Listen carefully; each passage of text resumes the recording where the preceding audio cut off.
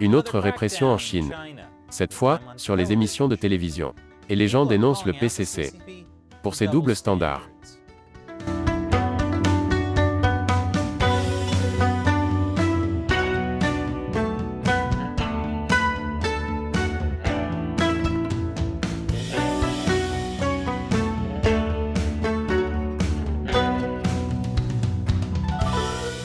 Bienvenue à Chine non censurée, je suis Chris Chappell. Le Parti communiste chinois a une longue liste de choses à faire disparaître, pour qu'il puisse fabriquer sa soi-disant société modérément prospère.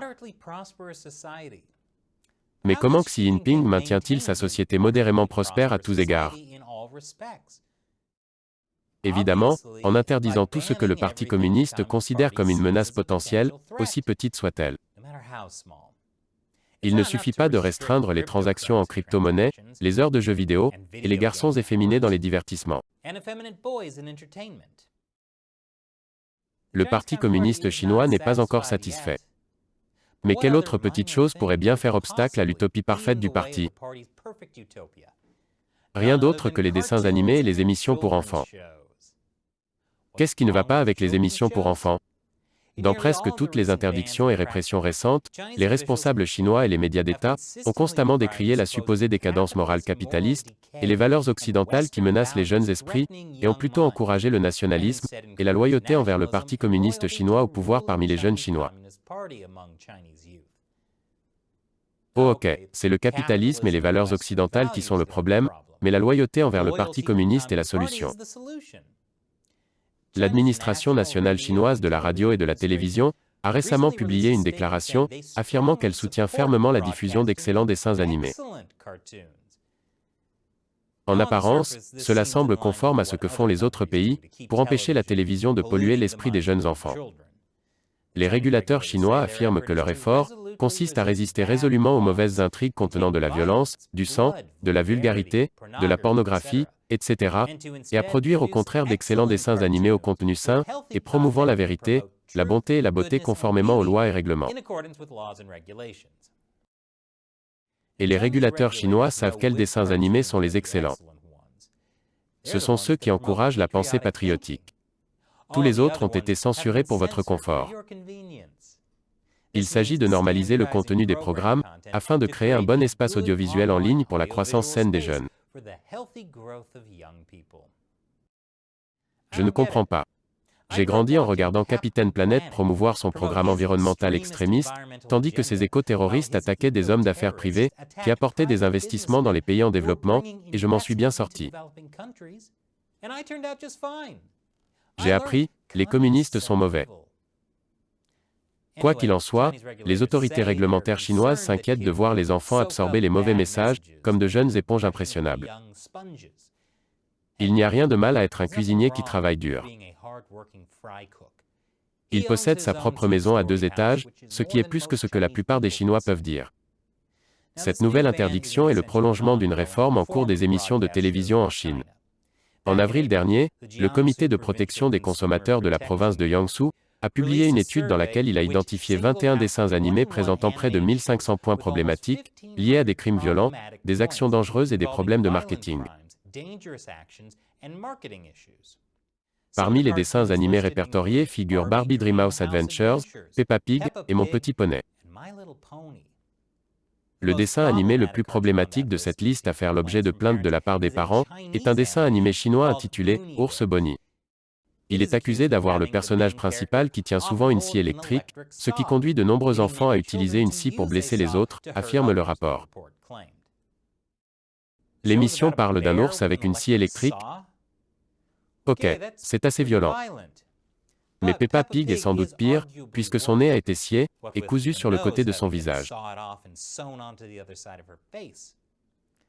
Quoi qu'il en soit, des mois plus tard, une nouvelle interdiction plus stricte est mise en place par les autorités centrales. Une émission très influente a été retirée de toutes les plateformes vidéo de Chine. Et les fans sont en colère. Je vous en dirai plus après la pause. Bienvenue à nouveau. Les régulateurs chinois ont censuré de nombreux contenus médiatiques. Mais rien n'a plus indigné les nets citoyens chinois que lorsqu'ils ont interdit Ultraman Tiga. Il a été complètement retiré de toutes les plateformes de streaming vidéo en Chine. Ultraman Tiga est une célèbre émission de télévision de la franchise japonaise Ultraman. Cette franchise existe depuis les années 1960. Elle est bien connue en Asie de l'Est et dans le monde entier. Ainsi, lorsque la série Ultraman Tiga, vieille de 25 ans, a été retirée, il y a eu un tollé. Il n'a pas fallu longtemps pour que le hashtag Ultraman Tiga a été retiré atteigne la première place des sujets tendances sur la plateforme de médias sociaux chinoise Weibo, triplant presque les autres sujets de recherche. Les internautes ont commencé à utiliser une phrase célèbre de la série « Croyez-vous encore à la lumière ?», pour remettre en question la censure des médias en Chine. Le grand choc vient en partie du fait que personne ne savait que l'interdiction allait arriver. Comme pour toute autre interdiction en Chine, le Parti communiste chinois peut changer les choses à sa guise. Le personnel des plateformes chinoises de partage de vidéos en ligne a simplement déclaré que la raison du retrait était l'ajustement et l'optimisation du contenu. Ajustement et optimisation du contenu. On dirait que ce n'est pas la vraie raison pour laquelle ils retirent une série télévisée qui a été diffusée pour la première fois il y a 25 ans. Pendant ce temps, le comité provincial de protection des consommateurs de Jiangsu déclare que le retrait de Ultraman Tiga sur l'ensemble du réseau peut être un comportement autonome de la plateforme concernée, qui n'a aucun lien avec le comité de protection des consommateurs de la province de Jiangsu. Donc la plateforme de partage de vidéos accuse le gouvernement local, et le gouvernement local accuse la plateforme. J'ai déjà vu ça auparavant. Le problème avec ce retrait est qu'il n'affecte pas seulement les spectateurs mineurs. Il affecte tous ceux qui aiment Ultraman. Et combien de personnes de moins de 18 ans ont grandi en regardant une série de 1996 ? Attendez, 1996, c'était il y a 25 ans ? Mais peut-être que les officiels chinois n'ont pas le temps de s'occuper des détails ici. Ils sont trop occupés à réfléchir à ce qu'il faut interdire ensuite. Et peut-être qu'ils ne s'attendaient pas au tollé des fans de la série. Ce qui est bizarre car ces fans ont exactement le bon âge pour être extrêmement en ligne. Ce commentaire dit « Je ne comprends pas. Ultraman Tiga est une série que beaucoup de gens aiment regarder depuis qu'ils sont jeunes. Non seulement elle enseigne la croyance en la lumière, mais elle est aussi un souvenir d'enfance très cher. De plus, elle n'apporte aucun effet négatif aux gens. » Un autre commentaire souligne l'hypocrisie de supprimer Ultraman et pas les classiques chinois. Tiga d'Ultraman est retiré. Voyage vers l'ouest, les superstitieux combattent des monstres, descendez-le.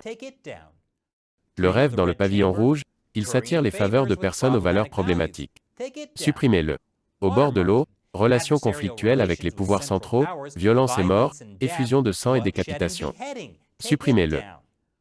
Les trois royaumes, violence et mort, lutte politique, lutte de pouvoir interne, supprimez-le. Veuillez bloquer les titres classiques présentés ci-dessus. Eh bien, les régulateurs chinois n'ont pas censuré les 4 classiques chinois. Et quelques jours plus tard, les fans ont remarqué qu'Ultraman Tiga avait été discrètement remis en ligne. Et les sociétés de plateformes vidéo ont refusé l'interview d'un journaliste, affirmant qu'il est actuellement impossible de donner des informations à ce sujet. Et alors que les gens célèbrent le retour d'Ultraman Tiga, certains affirment que ce n'est pas la même chose, parce que certains épisodes ont été révisés ou supprimés.